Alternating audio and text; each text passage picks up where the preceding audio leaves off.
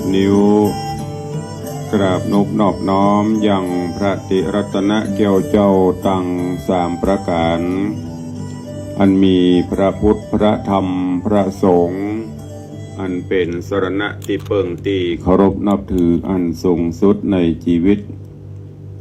กราบคารวะแตบไตไวยสาปารมีธรรมพระมหาเถรานุเถระเจ้าคณะพระสังฆาธิการภิกขุสงฆ์สามเณรจุตนจุองค์โดยความเคารพขอเจริญสุขเจริญปร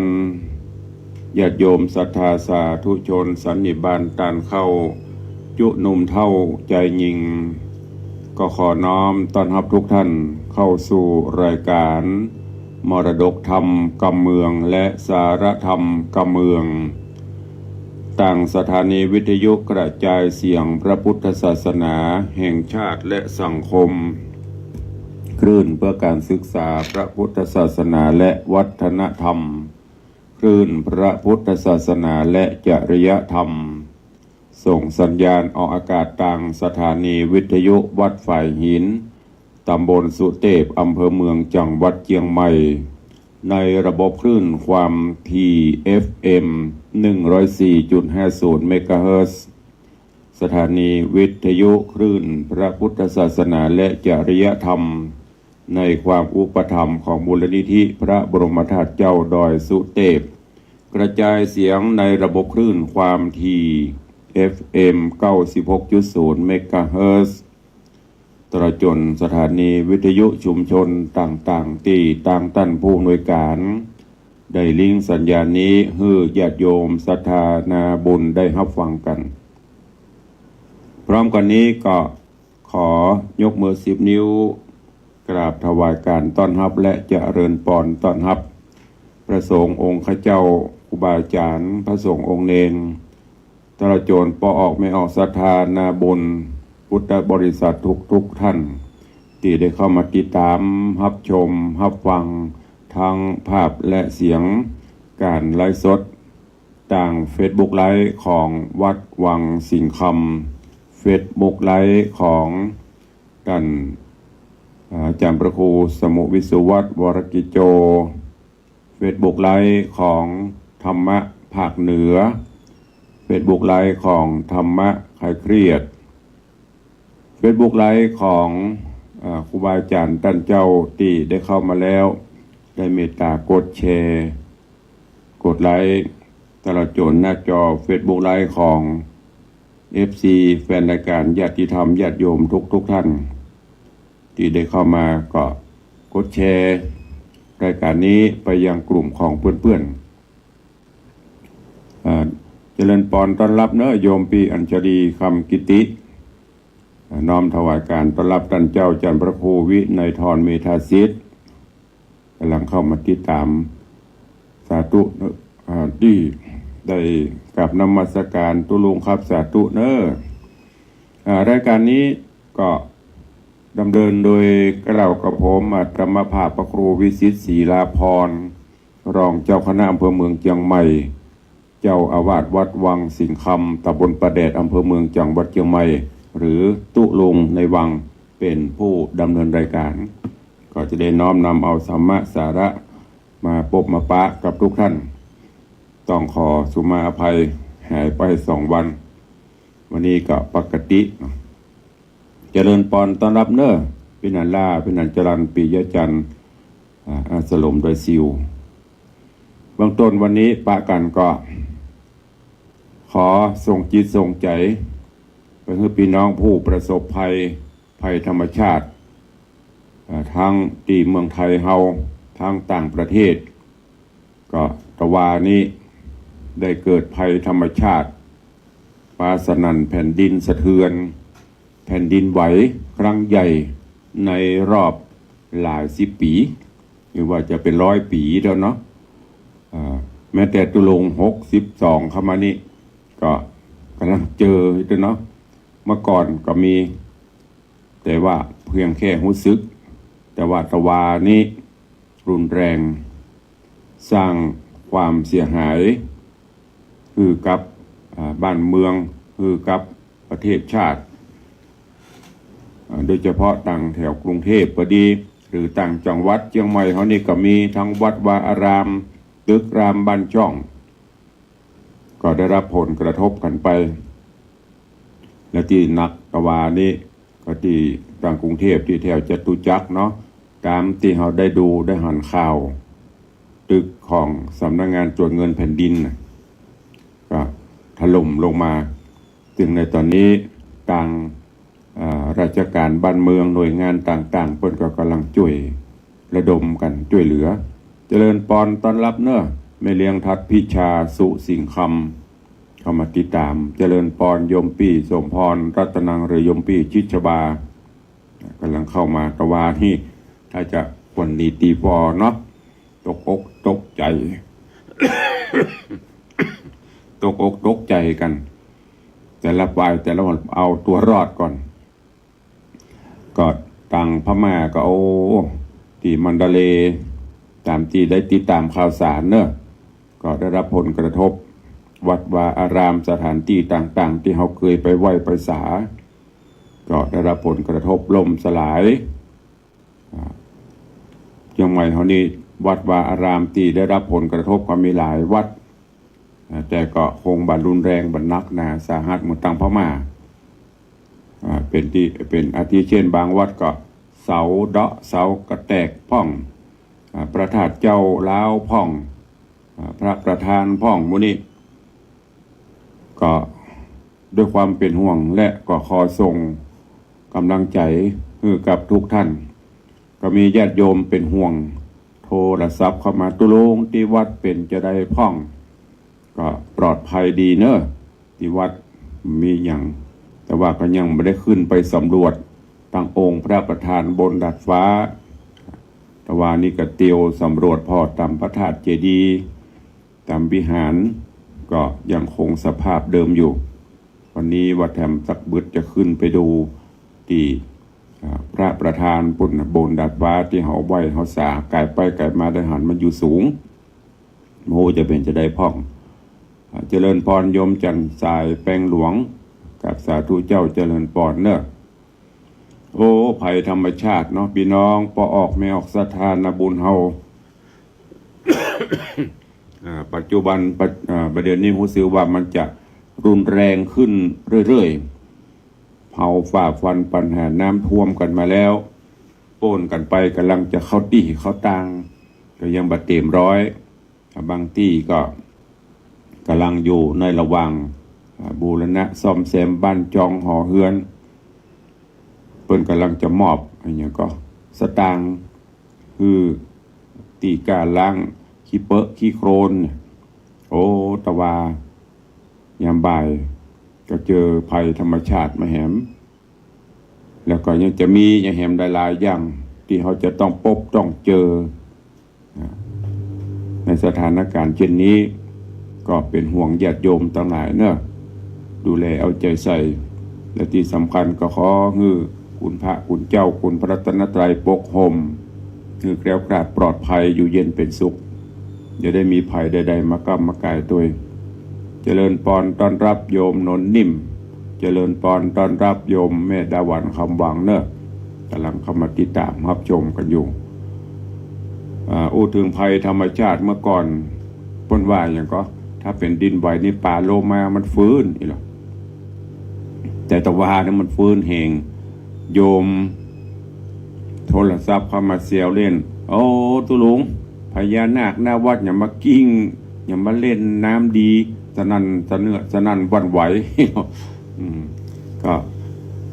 เป็นไปตามภัยเป็นไปตามธรรมชาติแล้วก็ตามที่เพิ่นบอกไว้มันจะรุนแรงขึ้นเรื่อยๆนะรุนแรงขึ้นเรื่อยๆเจริญพรเนอะพิธีอาจารย์พิธีกรเสียงทองพินาศอินสม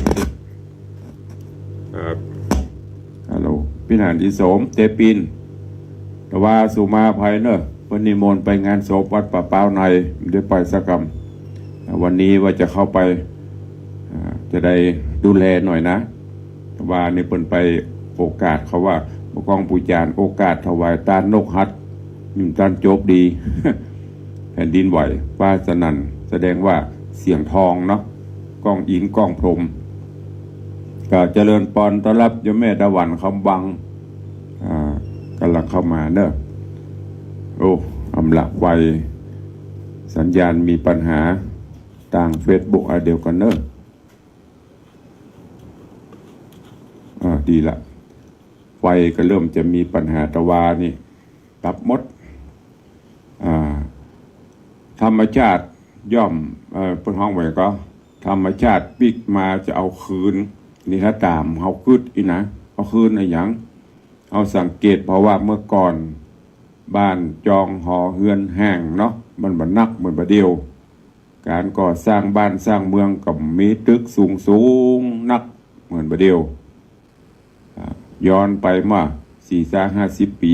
หรือ100 ปีเมื่อก่อนก็แปลงตูบแปลงปางมุงคามุงตองตึงกันไปประเดี๋ยวนี้แต่ละตีแต่ละแห่งก็ตอกเข็มตอกเสาเข็ม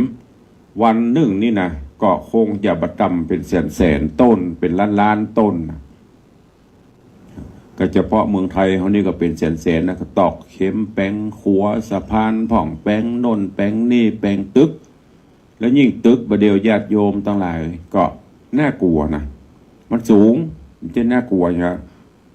30-40 ชั้นสูงเฉียดฟ้านะถ้าเวลาเป็นภัยธรรมชาติมาเช่นเนี้ยก็หายนะใหญ่หลวงอย่างที่เฮาหันข่าวที่จตุจักรที่ตึกถล่มนะทราบข่าวว่าหายไปจะเป็นร้อยคนนะแล้วก็ตามบัญชีที่เปิ้นอันจดชื่อคนเข้างานเนี่ยเป็นร้อยแล้วลองรับตาจินตนาการมันถล่มลงมาเนี่ยที่รอดก็นะว่าโอ้แก้วหลอดฟ้าเด้อก็บ่ฮู้จะเนี่ยจะใดเนาะนอกจากส่งจิตส่งใจส่งบุญไปหมู่เฮาเจ้าข้าทั้งหลายก็ขอให้เอาจิตเจตนาหรือเอาพระพุทธพระธรรมพระสงฆ์เป็นสรณะมีสติเนอะมีสติสัมปชัญญะตัว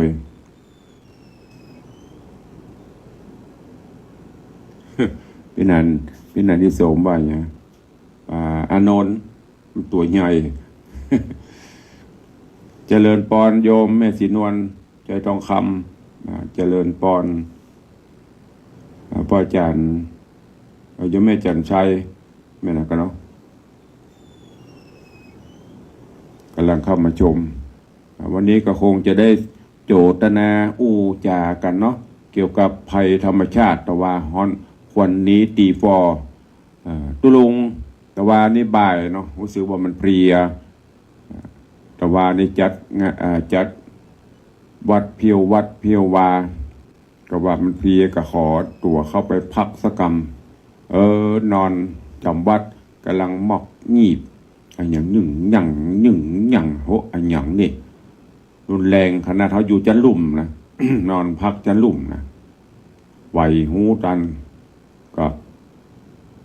ตั้งสติแผ่นดินถ้าจะไหวพอสังเกตดูผ้าม่านพ่องโคมไฟระยะพอมันแกว่งกลุ้งกลิ้งพอมัน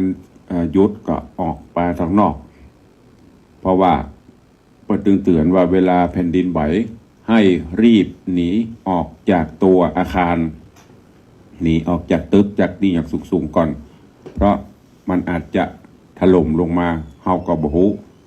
ลงกับฟังแล้วก็จำเพื่อมันเกิดขึ้นเฮาก็ต้องปฏิบัติก็เลยออกไปอยู่ทางนอกพอโทษปรากฏว่าโยมทางนอกแป่งไม้กำแป่งดอกสลาเนี่ยการโจตนากันนะพอต้นบลำไยก็ไหวยึ่งยังอยู่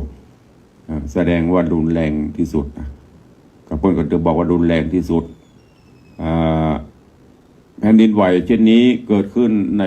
ครั้งก่อนก็ประมาณหลายร้อยปีในคราวนั้นก็ทำให้พระธาตุเจ้าเจดีย์หลวงล่มลงก็คงจะนักคงจะแรงประมาณนี้หรืออาจจะนักกว่านี้8 ลิกเตอร์ 8.2 เย็ดปลายมื้อนี้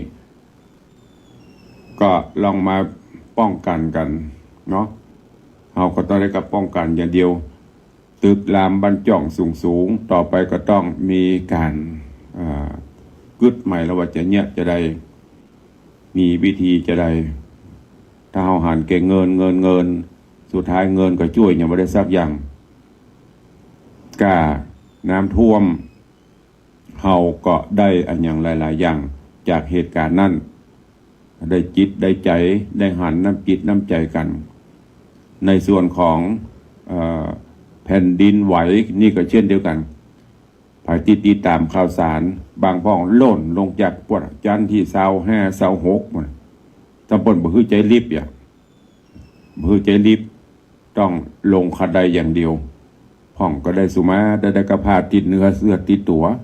กำลังจะอาบน้ำพ่องอย่างที่มันอยู่คอนโดอยู่บ้านสูงนั่นน่ะหนุ่งกระพา7ตัวพ่องหนุ่งกระพาขาวม้าพ่องเนี่ยเพราะว่าโคนกั้งตายตกสะเกิดใครใดใครมีอย่างสิอย่างเอาชีวิตรอดก่อนก็ทำให้เกิดว่าเนี่ยถึงเวลาแล้วเราจะได้หยังสติต้องอยู่กับเนื้อกับตัวอยู่เสมอตั้งสติให้ดีแต่นะมีแต่หากแม้นมันจะเกิดขึ้น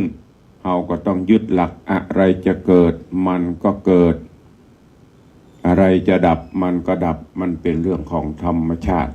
เราก็จะได้สบายใจนะเจริญปอนท่านเจ้าตุปีจักริดเนอเข้ามาติดตามขอถวายการต้อนรับตัวเองน้อมต้อนขอต้อนรับโยมแม่สุจินเนอะโยมสุจินตาวประพันธ์แม่จินแล้วก็โยมอย่างนะถ้าภาษาอังกฤษนี่สุมาแต่มันอ่านไม่ได้โยมสุพรรณีก็กำลังเข้ามาติดตามรับชม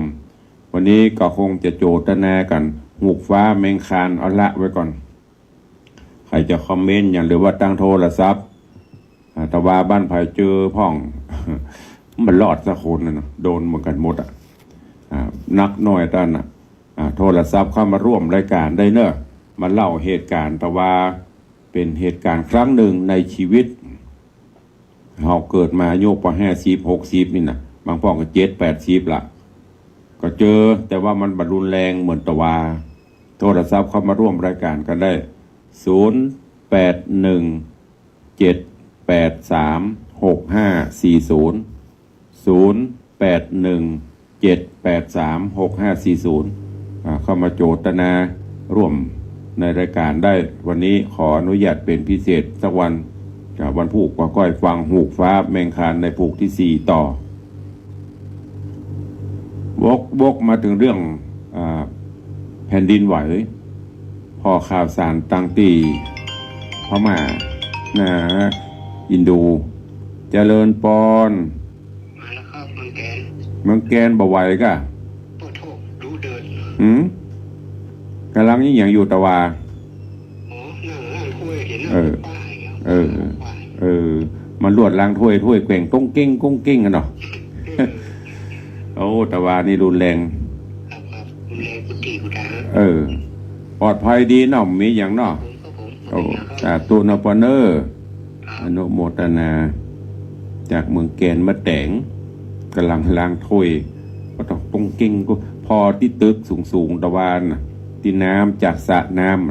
ำน้ำเพื่อไว้บริการดีเมื่อมันมีอย่างกระม้วนเนาะลงเล่นน้ำในสระปุ่นจันที่3-4ปุ่นตะวันในปะโต้พอมันยึงย่างเอาน้ำลงพอที่อย่างน้ำตกอันจะโยกลุ่มนะแล้วก็ตอนที่ตึกถล่มที่เปิ้นลงเฟสนะพอเสาเครนสูงนะเอ็นไปเอ็นมาโยกไปโยกมาทุกคนก็ลุ้นก็เดียวก็ลงแล้วถึงจะเป็นลำลุ่มนะแล้วก็พอที่โคนภาคนะโคนภาคก็ถ้าจะแย้มปากเนาะมีมดเป็นเหี้ยเป็นหัวมาไอ้เหี้ยก็ถ้าตกสะปังเหมือนกันอันเนี้ยก็ยังดีประเด็นนี้มันมีสื่อมีอย่างคนก็ไปจ้องกระตึกหลังนั้นหลังเดียว โอนไปโอนมาก็ถล่มลงน่าใจหายที่พม่าพูดถึงที่พม่าวัดที่ไปเคยไปไหว้ไปสาไปล้างหน้าพระเจ้าไม่เมียไปล้างหน้าพระเจ้าเจริญปอนเจริญปอนฮัลโหล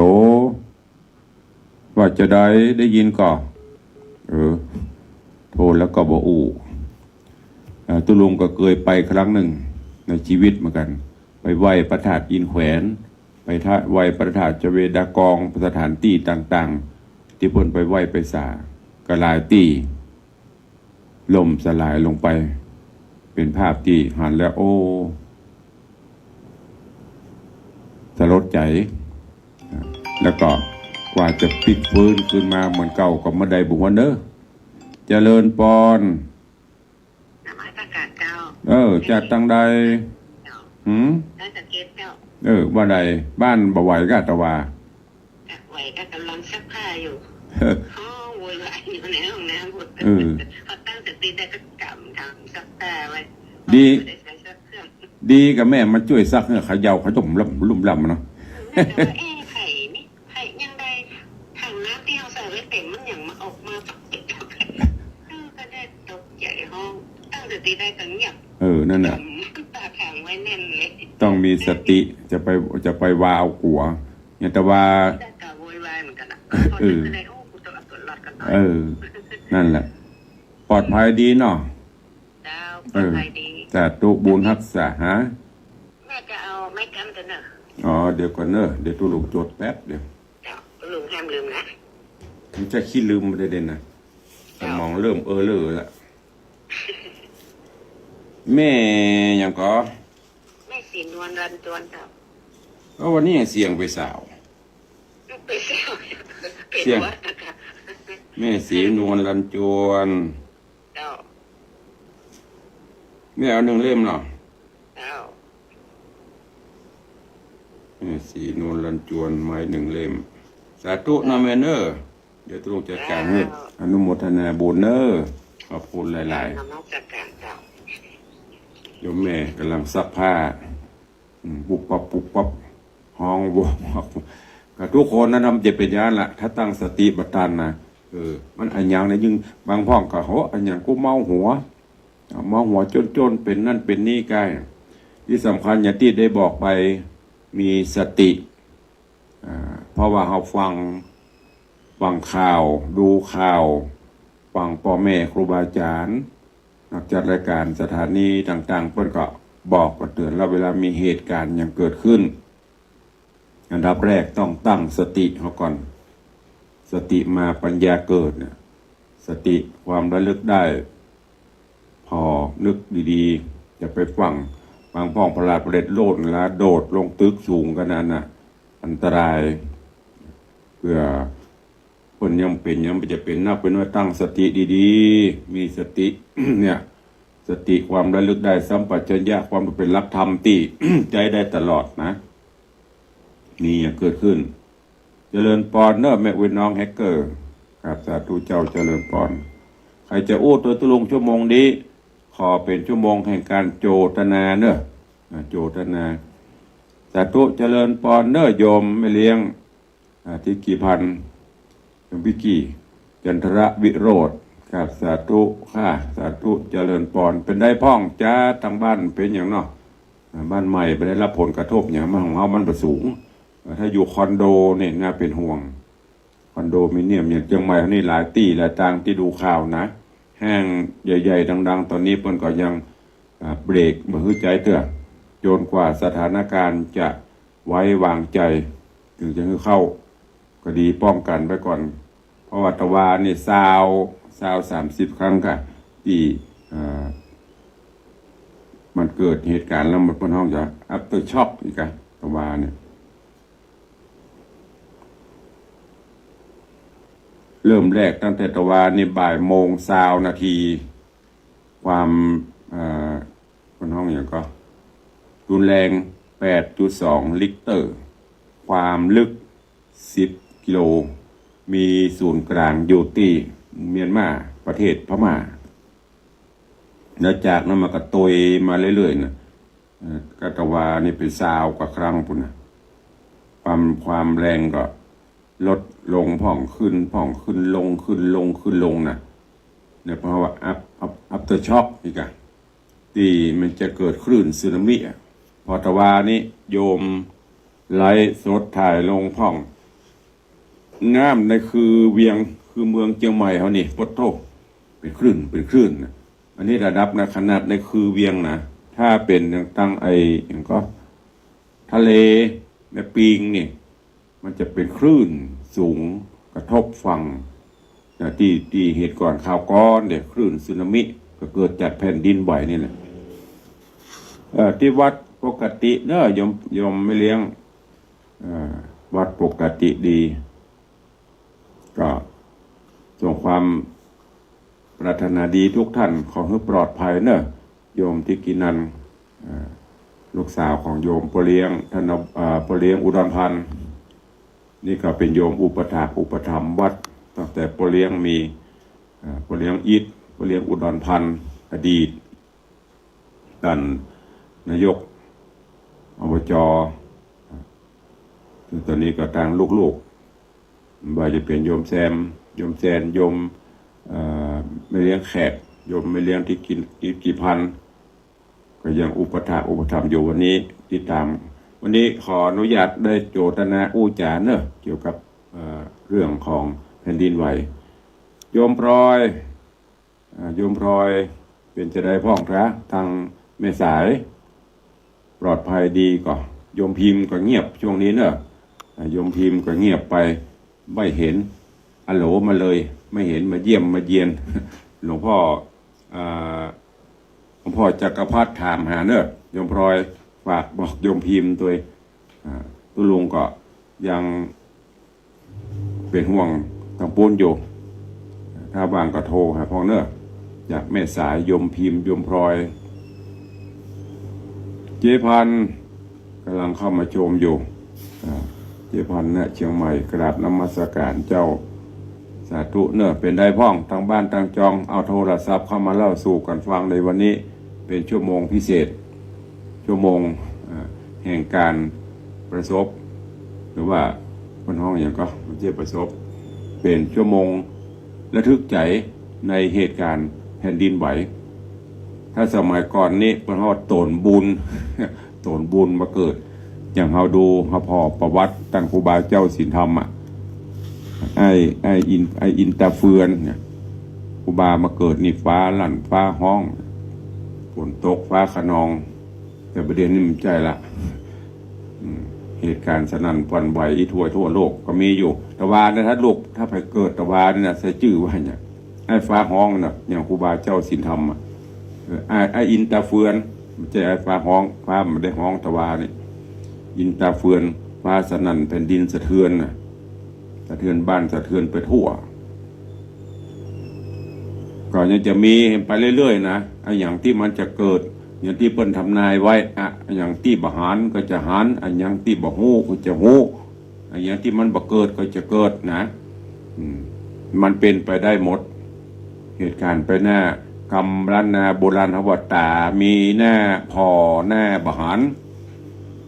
ภายพอแน่ตัวเก่าหันบ้องนอกอย่างตุลุงนี่ไรโสดนี่หันแต่ถ้าพอตามปกติธรรมชาติมันมหันก็เปรียบเทียบว่าเหตุการณ์อย่างที่มันจะเกิดขึ้นตั้งหน้ามันสามารถที่จะล่วงหูได้นะนอกจากองค์พระผู้มีพระภาคเจ้าตาส่วนเฮาปุถุชนคนธรรมดามนุษย์เดินดินนี่บ่ฮู้อย่างจะเกิดขึ้นตั้งหน้าบ่ฮู้เพราะฉะนั้นทำวันนี้ให้ดีที่สุดด้วยการมีศีลมีธรรมเบียดเบียนกระทำให้ไผสร้างความสุขให้กับตัวเก่าและครอบครัวประเทศชาติบ้านเมืองสังคมรอบข้างอยู่ด้วยกันให้มีความสุขบ้านบั่นใจทำใจให้มีศีลมีธรรมไม่ต้องไปเบียดไปเบียนไม่ต้องไปโลภอย่างพอเวลามันมีเหตุการณ์จะเกิดขึ้นนะญาติโยมแต่เราสังเกตว่าจะหันสัจธรรมแต่ถ้ามันเลยมาเอามาเหมือนเดิมหันสัจธรรมจะได้ก็เพราะยันตวาเนี่ยเอาชีวิตเป็นหลักมีพะโลโอ้แผ่นดินไหวเดี๋ยวก่อนเนอะกูจะหอบรถเบนซ์กูก่อนเนอะ กูจะเอาโฉนดที่ดินกูวินไหนเด้อมีโลกเอาชีวิตเป็นตัวเดิมรอดก่อน มีไว้จะห่วงอย่างละห่วงตัวเก่าไว้ก่อน เนี่ยสัจธรรมเกิดขึ้นนะเจริญปอนแม่บุญปานฮัลโหลแล้วกันเจ้าไม่กำเล่นหรอเจ้าอ๋ออันเขาเป็นลูกหลานนะเจ้า รวมพลเนาะเจ้าสาธุนู่นแม่เนอไปได้แผ่นดินไหวม่วนก่อ ม่วนก่อแต่ว่ามีที่หัวเห็นดอกบอกว่าประกองโล่นกันอยู่ทั้งนอกหลังลืมมดเนาะเจ็บหัวเข่าเจ็บหัวเข่าเนาะส่งอันไหวแห้งเนาะกันอยู่ทั้งนอกเขายกมือไหวเนาะเขาภาวนาเจ้าอ่ะกันเนี่ยกับว่ามีแล้วนอกจากที่เพิ่งกับบุญเจ้าเนาะอันเป็นดินไหวเอาก็ว่าว่าหนีไรมาตรวจเลือดเป็นแตงเลือดมาหัวกูมาเป็นต้องใจเนี่ยไม่ได้ไหวไม่ได้หล่นเราบอกอย่ามาล่นไม่ได้ไหวมาล่างอันทอดเข็มโดนกะซดไปอยู่นั่งนอกเนาะก็ยืนอยู่เตือนลูกก็กำแขนก็ไม่ไหวจงไหมนี่แหละเหตุครั้งหนึ่งในชีวิตเนาะแล้วบ้านวันเนี้ยเราติ๊กมาหมดเป็นยังไงเป็นยังเอาตัวรอดก่อนอย่าบอกตะเกียบบ้านบะจองอย่าซื้อยัง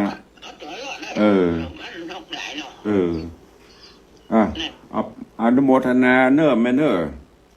บุญรักษาอยู่ดีมีสุขเนอตุโยมแม่บุญปั่นมีงานไปหงยาไปเติมเลือดตรวจเลือดดีกับไปทอดเข็มรวดติ้วถุงร่นด้วยนะอันเนี้ยมันเป็นเขาว่ากั้งกำเมืองเขากั้งตายเขาลึกตึกตักบางพ่องมันถ้าจะมีเนาะอันนี้จินตนาการนะมันจะมีวะคนไข้ติดเตียงลุกหล่นถ้าจะมี ถ้ามีได้ก็ดีเนาะก็ถือว่าเป็นการดีลุกมาไหนไม่ได้แผ่นดินไหวลุกโลดนี่นะแสดงว่าสุดยอดรวดหายนะนั่นก็เป็นบุญไปเนี่ยเวลามีเหตุการณ์อย่างนี้เกิดขึ้นนะมาได้พ่องก็ได้กระพาติดเนื้อเสื้อติดตัวนะห่วงสมบัติพระสถานอย่างอันนี้คือสัจธรรมเกิดขึ้นนะเราลองเอามาใจแต่ถึงที่แต้มันเกิดจะเอี้ยโลอันนี้พ่อหนอกว่าถ้าเรามองเป็นธรรมะก็คือซ้อมไว้ก่อนซ้อมมาอย่างไม่ได้อย่างซักอย่างเมื่อเราจะต้องจากไปทรัพย์สินสลิงคารไม่ได้ไปตัวมีแต่ตัวเก่าที่ต้องไปบุญเนี่ยอย่างแม่ว่าได้โอ้บุญรักษาแต่ลูกมาเจ็บมาเปลี่ยนมาโดนอย่างบางพ่ออย่างที่บอกไปตะเกียล่นลงจากชั้น40ชั้น30-40วัดที่เปิ้นแปลงคอนโดเป็นตึกสูงๆนะปกติแล้วติวขึ้นกับหัวเข่ามันจะหลอนนะยิดก็ยิดแต่มันเกิดเหตุการณ์เยี่ยมไม่เอาอะไรแล้วมาคิดชีวิตล่นลงอย่างเดียวมันจะติวปกตินะมันตึงเบียดกันแล้วล่มต่างคนก็ต้องเอาตัวรอดหนีตายเลยคนว่าพอที่ข่าวนะโอ้ก็ไปดีดูลงมาเอาอยู่ตั้งลุ่มอย่างปู่นะเจริญปอนพี่ไอ้พรตรีว่าเอาไม้กำอันนี้ครับเล่นนะครับเดี๋ยวก่อนเนอแต่ห้องไผ่ห้องพ่อว่าห้องไอ้เป็นครอบครัวครับก็เท่าพงไม่เท่าบัวเงินก็เท่าพงไม่เท่าบัวเงินแล้วก็พี่ไอ้กับพรตรีพรตรีแสงสาก็เด็กชายแสงเมืองนั่นก็ครับผมเด็กชายแสงเมืองเด็กหญิงอัญชลีครับอัญชลีครับบุญชัยครับผมสาธุเนอสาธุครับบุญรักษาเป็นได้แผ่นดินไหวบ้านเป็นได้พ่องสุดยอดเลยครับผมมองหัวมดมันเป็นกันพวกทั่วมดเนาะครับผมสาธุบุญรักษาเนอนุโมทนาสาธุทุกคนก็จะบนไปเสียแล้วโอ้มันเมาหัวมันแย่แหงนี่บึ่งวังจะล่มไปล่มเนี่ย โยมแม่สุปราณีเป็นได้พ่อถวายพระขายครัวอยู่กันตอนแผ่นดินไหว ก็ว่าอยู่บ้านก็เดี๋ยวเนอะขอบคุณอนุโมทนาโยมเพิ่นก่อนขอบคุณกับโยมแม่บุญปั่นมีงานเนอะร่วมทำบุญปูจาไม่กำสลีเนี่ยกำโจกจะตากำปัลลมีปีใหม่อยู่ดีมีสุขรอดพ้นภัยอันตรายมารวมเป็นเจ้าภาพ1 เล่มโยมพ่อเท่าพงไม่เท่าบังเอิญบุญชัยโยมพี่ไอพรตรีโยมพี่แสงสาเด็กชายแสงเมืองเด็กหญิงอัญชลีบุญชัย1 เล่มนี่เป็นเจ้าภาพในเจ้าวันนี้แล้วก็มีตะกี้ของใครก็โยมแม่ศรีนวลรันจวนโยมแม่ศรีนวลรันจวนเป็นเจ้าภาพ1 เล่มอันนี้ในส่วนของไม้ค้ำปีใหม่ก็ใกล้เข้ามาเอาก็สร้างบารมีกันพระยะเนออีป่อยแม่พอออกแม่ออกสถานะบุญเฮาเนี่ยบุญมันห่อบาหารหลังจะเจ็บมันก็บ่เจ็บหลังจะเป็นมันก็บ่เป็นทำเพื่อเคลียวกราดปลอดภัยอันนี้สำหรับคนที่มีคติความเชื่อเอาก็สร้างบุญกุศลของเฮาไปอย่างที่ได้บอกไปเด็กยะสิ้นบุญไปเฮาก็ได้กติยะได้อย่างตุลงได้กับบุญบาปที่เฮาทำไว้รถเบนซ์ก็ไม่ได้ไปตัวเองโฉนดก็ไม่ได้ไปตัวเองอย่างบางห้องอย่างตะคืนเนี่ยเพิ่นบอกให้เข้าเตื้อจ้ะพวกของก็มีชั้น20ชั้น30พวก เนี่ยจะที่นอนสบายที่นอนนุ่มๆก็ต้องไปนอนที่เพิ่นจัดไว้เป็นศูนย์อพยพผู้ประสบภัยก่อนเนี่ยเกิดถ้าเอาสิ่งเหล่านี้มาคิดนะจะทำให้เขาได้อย่างดีๆได้สาระได้หวนคิดในชีวิตประจำวันของเราเนอะเจริญปอนโยมปฏิวัติยาสมุทรปีไอตายเนอะ เจริญปอนโยมปีสุพัฒน์หินเกยได้ร่วมเป็นเจ้าภาพไม้กำแห่ง1 เล่มเนอะอันนี้ก็ลูกหลานตันเต้าญาติพี่น้องทำบุญมาตลอดขอบคุณด้วยโยมปีสุพัฒน์หินเกยก็ร่วมเป็นเจ้าภาพไม้กำสลีแห่ง1 เล่มเจ้านี้ได้4 เล่มใครจะเป็นเจ้าภาพก็แจ้งเข้ามาได้เนอะ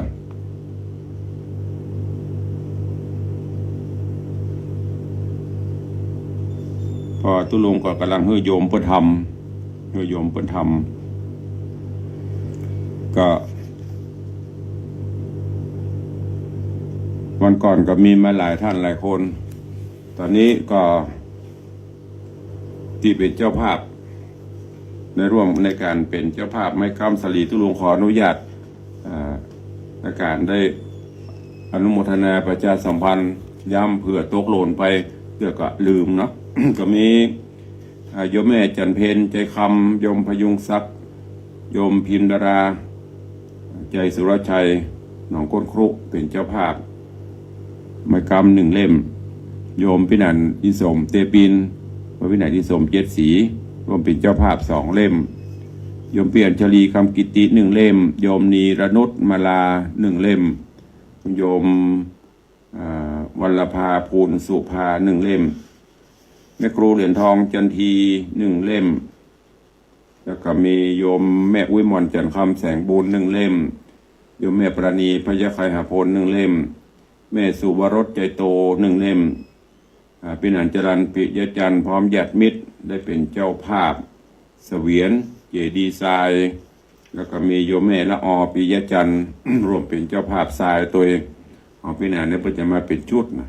ตึงทรายตึงเจดีย์ทรายตึงต้นเงินอุทิศกุศลบุญกุศลลักๆเฮ้อพระวินันปั่นแม่บนไหลปิยจันทร์สามเณรธนัญชัยกันทะเพลงตัวแล้วก็มีโยมพินันโอเจดีย์แม่ครัว1 เล่มโยมวิมลอำพันธ์1 เล่มโยมพี่หมอมัทนาอำพันธ์1 เล่มโยมนัทประคันอำพันธ์1 เล่มโยมแม่สายทองอินทจักรโยมชนิตาอินทจักรโยมนัทพงศ์อินทจักรร่วมปิจเจ้าภาพไม้กำ1 เล่มตุงเจตา3 ตัวร่วมทำบุญเจดีย์ทรายแห่ง100รวมเป็น900 บาทแล้วก็มีโยมตะกี้ปีผ่านมาตะกี้ก็จะมีโยมแม่บุญปั่นมีงานโยมพ่อเท่าโพงแม่เท่าบังเอิญบุญชัยโยมพรตรีโยมแสงสาเด็กชายแสงเมืองเด็กหญิงอัญชลีบุญชัย1 เล่ม โยมพี่สุพัฒน์หินเกย1 เล่มโยมแม่สีนวลลันจวน1 เล่มเนอะก็ประมาณ20 กว่าเล่มอันนี้เป็นไม้กำเจตาเสริมบารมีปีใหม่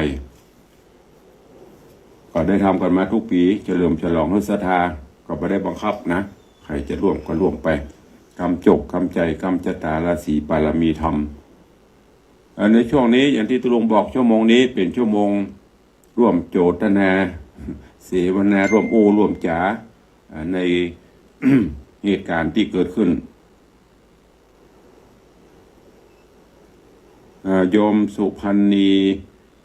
โยมสุพรรณนามสกุลอย่างก็พี่อันนี้ตุลุงอ่านลัดปะนะนามสกุลอ่านไม่ได้โยมปีสุพรรณีร่วมเป็นเจ้าภาพไม้กำ1 เล่ม500ทรายแหม300รวมเป็น800 บาทแหม200ก็เอาตุงเนอะตุงจะตาตัวละ100ตุงจะตาเนี่ยเป็นตุงที่เขาเป็นตุงปัจจัยตัวละ100 บาทส่วนไม้กำเล่มใหญ่ไม้กำหลวงกำโจกกำใจขวบปีเล่มละ500 บาทตามเจดีย์ทรายก็ตามเจตนาขอบคุณตัวโยมสุพรรณีเจงเข้ามาต่างหลายเดียวถ้าจะได้ก็เมตตาพิมพ์เป็นตัวไทยด้วยนะ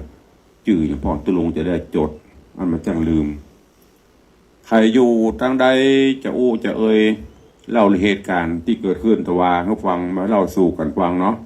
ตะวานี้ทุกคนจะบ่นเมาโหจน เพราะมันยึ่งหยั่งเจริญปอนฮัลโหลฮัลโหลครับใครวันนี้โทรผิดอ่ะไผ่จะไปหูผิดบ่โทรหาไผ่สุมานะครับทุลุงครับอันนี้ไข่โทรจากตะเกียงเลยครับจะโทรหาไผ่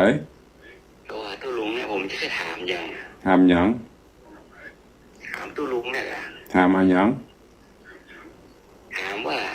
ที่เป็นเอาศพพุทธเจ้าลงที่เป็นเอาศพพุทธเจ้าลงแล้วเป็นเอาตองปูนะมันเป็นยังไงครับการมันฮ้อนตีน ก็เดี๋ยวมันกันยาวเนาะเดี๋ยวตุลุงจะซ่อข้อมูลดีๆประกล้าศตอบ เนาะแต่ที่แน่ๆนี่ก็ถ้าจะแม่นอันดับ1ก็คือเป็นหอภูมิปัญญาแต่อันนึงต้องถามผู้รู้ดีๆก่อนเนาะตุลุงก็ยังไม่ได้ถามแต่เดี๋ยวมาตอบกว่ามันบ่ถูกแต่อันดับแรกที่แน่นอนที่สุดก็คือสุมาเตอร์มันได้ฮ้อนตีนนั่นน่ะมันเย็นอย่าตองมันเย็นอย่าเพราะว่าปูรอบมันน่ะตอนนั้นคนก็หลายแต่ว่าลักๆนั้นมันจะเป็นอย่างไรเดี๋ยวต้องถามนักปราชญ์ราชบัณฑิตผู้รู้แล้วก็จะมาฟังเนอะครับผมกล้าขัดตั้งถามนี่ก็ประมาณสัก999 บาทเนอะครับ สาธุบุญรักษาเนอะครับผมโยมเพิ่นถามอันนี้เกี่ยวกับเรื่องเวลาเพิ่นเอาศพพระเถระศพพระครูบาอาจารย์ทุเจ้าลงนอนผาศาสตร์เพิ่นจะเอาตองนี่เสื่องไปสวนบนน่ะตัดลำมาวางซ้อนรอบวิหารที่เพิ่นจะเอาศพเวียนรอบวิหารรอบโบสถ์นะรอบวิหารก็โยมถามว่านี่อย่างเพิ่นถือเอามาปูไผ่หูเอาอีดีกว่าไผ่หูแชมพ่องตุลุงบ่แชมเตื้อเลยบ่กล้าเตื้อเดี๋ยวถามมันหูแชมแต่ก่อนใครหูแชมที่ฟังในรายการตอบเข้ามาให้ตัวเพราะว่าจะเป็นครูบาอาจารย์พระเจ้าประสงค์เขาก็ดีที่จะหูว่าที่มาที่ไปมันเป็นจะได้แต่ที่ตุลุงไปตะเกียนน่ะคือแน่ๆก็คือกันมันฮ้อนตีนเตียวมันฮ้อนอย่าแดดก็ฮ้อนยิ่งปูตัวนอนปะทุแล้วก็หามซบเวทกว่ามันจะละได้รอบนึงมันใช้เวลาเมินเนี่ยเพื่อมันคือสุกเกิบสุกอย่างละเป็นการเคารพตัวเองอันนี้ประโยชน์ที่เห็นแต่ลักๆมันจะมีอย่างพ้องก็เดียวจะต้องไปหาคำตอบแล้วก็จะเอามาตอบเนิ่นประกล้าศตอบของพระเตื้อกลัวมันผิดถ้าผู้รู้ที่ฟังอยู่ดูรายการอยู่ก็เมตตาโทรเข้ามาร่วมรายการได้ว่ามันเป็นจะนั่นคติความเชื่อเป็นอย่างนี้นะก็เมตตาได้โทรเข้ามาด้วย เหลือเวลาแห่งบกี่นาทีก็จะหมดเวลาตอนนี้ก็ตับตายกันยังอยู่ในช่วงของ ความตกอกตกใจระทึกใจจากเหตุการณ์แผ่นดินไหวเมื่อตะวาที่ผ่านมาก็ส่งกำลังใจให้ไม่ว่าจะเป็นวัดวาอารามไม่ว่าจะเป็นบ้านจองเนาะที่ได้รับผลกระทบและที่ยิ่งใหญ่ไปกว่านั้นก็คือพี่น้องที่ประสบภัยในเหตุการณ์ตึกถล่มบ้านถล่มแล้วก็เสียชีวิตก็ขอส่งจิตส่งใจคือได้นำปาเอาดวงจิตวิญญาณทิพย์ไปสู่ที่ดีที่งามแล้วก็ที่ยังติดอยู่ก็ขอให้รอดเนอะตอนนี้ทางทีมกู้ภัยต่างๆเพิ่นก็กำลังระดมเข้าไปช่วยก็อย่างที่ดูข่าวยังมีเสียงสัญญาณมีสัญญาณชีพประจรพวกนี้เวลาเปิ้นฮ้องเปิ้นเอิ้นลงไปยังมีเสียงตอบรับอยู่แต่มันก็เป็นความหวังเนาะถึงแม้มันจะริบรีแต่ก็เป็นความหวังก็เอาบุญกุศลหนุนนำช่วยตัวเองเพราะว่าแผ่นหินแผ่นดินแผ่นคอนกรีตมันนักมันหนาแล้วก็ลองรับตาจินตนาการพอ30 กว่าชั้นถล่มลงมาเนี่ยถ้าอยู่ทางบนเพกก็ยังทิตวาเขายังหันอยู่ชั้นถ้าจะอยู่ชั้นบนสุด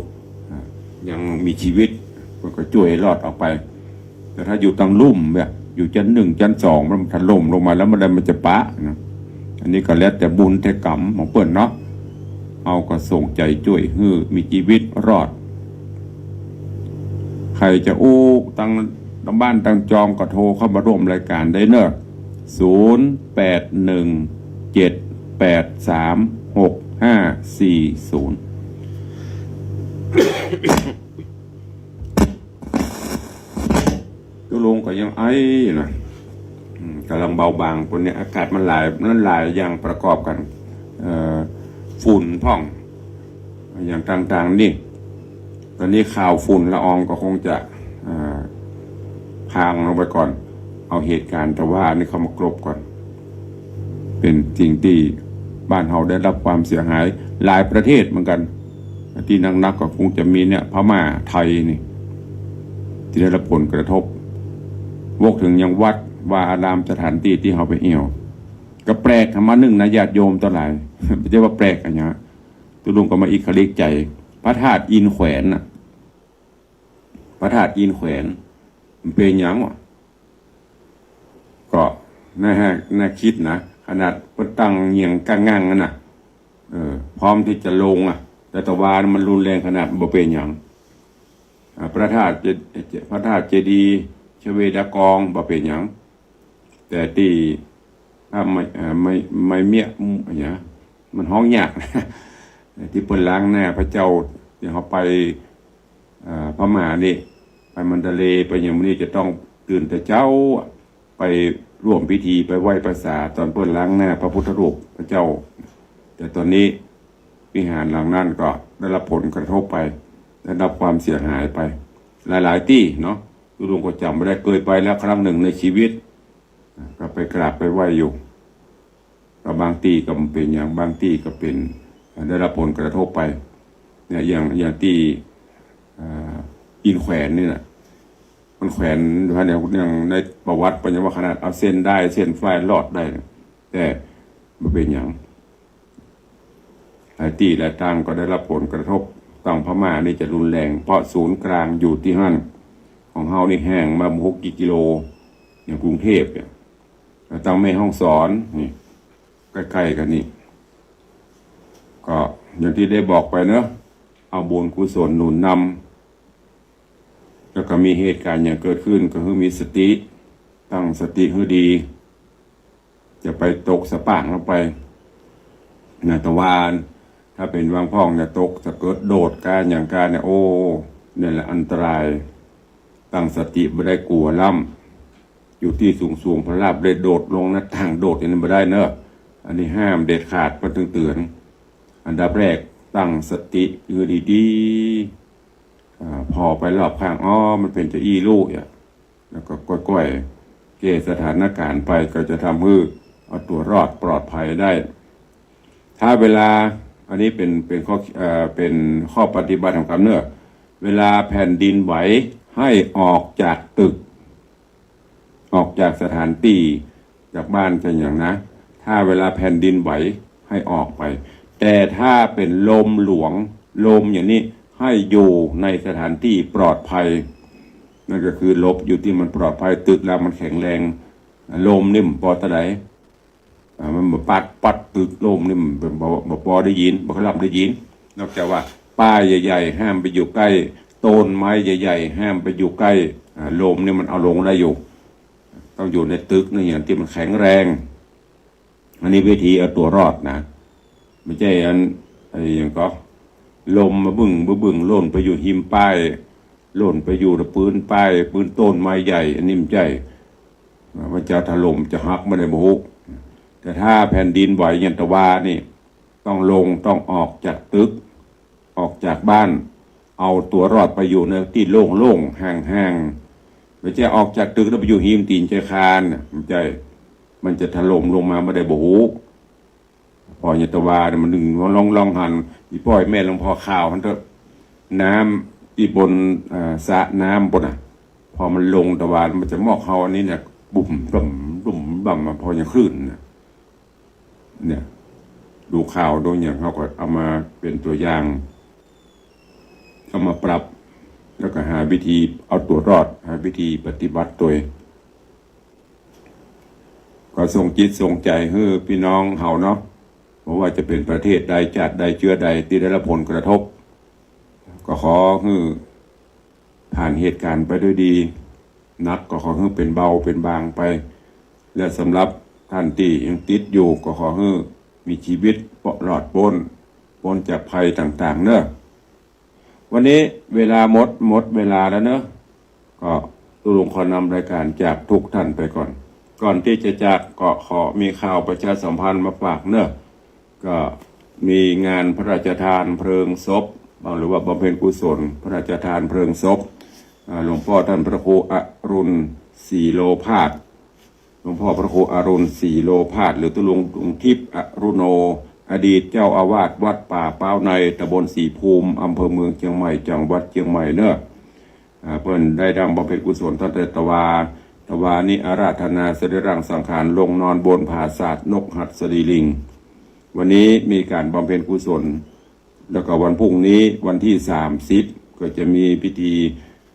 ลากผาศาสตร์นกหัดสดีลิงจากวัดป่าเป้าในเพื่อไปทำการพระราชทานเพลิงศพณข่วงเมนหลวงตีสุสานหายาก็เจริญพรเชิญทุกท่านได้ไปร่วมพิธีกรรมได้ร่วมจับลากผาศาสตร์ร่วมพิธีพระราชทานเพลิงศพโดยแต่ว่าพระนิมนต์ตุลุงไปหนึ่งก็คือเกิดเหตุการณ์ที่ขึ้นมันก็เริ่มค่อยมีจิตมีใจสองพลขับไม่มีพลขับที่เคยใจกับมีงานเนี่ยก็เลยเพิ่นมีหลายวันอยู่ไปวันนี้ก็ได้วันพุธก็ได้กับวันนี้ว่าจะเข้าไปร่วมพิธีก็แจ้งญาติโยมศรัทธานะบุญตัวเนอะแถมงานต่อมาก็คืองานทำบุญวันกตัญญูครบรอบ127 ปีหลวงปู่พระครูชัยวงศ์วิวัฒน์หรือหลวงปู่ครูบาน้อยชยวังโสอดีตเจ้าวาดวัดบ้านโป่งตำบลอินทขีนอำเภอแม่แตงจังหวัดเชียงใหม่ถ้าหลวงปู่ยังอยู่ยังธาตุขันธ์อยู่จะมีอายุได้127 ปีแต่ตอนนี้หลวงปู่สิ้นไปได้หลายปีละทางท่านอาจารย์พระครูปิยะศรีละทัศน์ลูกศิษย์ลูกหาศิษย์เอกศิษย์กตัญญูก็ได้จัดงานวันกตัญญูน้อมรำลึกถึงหลวงปู่มาโดยตลอดเนื่องในวันที่3 เมษายนเวลา9 โมงที่วัดบ้านโป่งวัดบ้านโป่งมีที่ไหนบ้านโป่งกับใกล้บ้านเด่นปุ่นที่เราเข้าไปวัดครูบาเทืองที่ประตันคลุนเมงัดปุ่นเนอะเชิญชวนทุกท่านได้ไปร่วมกันโดยวันที่30 มีนาที่จะถึง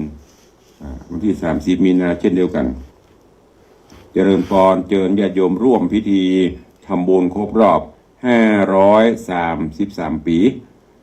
533 ปีวันสถาปนาสร้างวัดร่ำเปิงตะโปธารามตำบลสุเทพอำเภอเมืองจังหวัดเชียงใหม่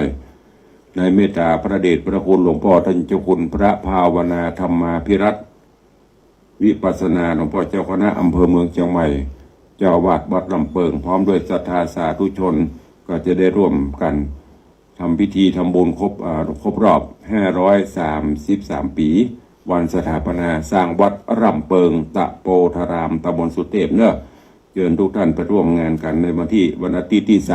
30 มีนาคมเวลา1 ทุ่มเป็นต้นไป วันนี้เวลาหมดเวลาแล้วขอนำรายการจากทุกท่านไปก่อนปะกันใหม่ในวันต่อไปในเรื่องของการเทศธรรมเมืองหูกฟ้าแมงคานวันนี้ชั่วโมงนี้ที่ผ่านมาก็เป็นชั่วโมงโจทนาอุจา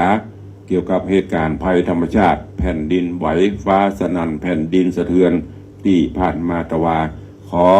คุณพระรัตนตรัยปกห่มทุกท่านเนอะคือแคล้วคลาดปลอดภัยจากภัยต่างๆขอให้ได้อยู่เย็นเป็นสุขเจริญไปด้วยจตุรพิธพรชัยอันมีอายุวันนะสุขะพละ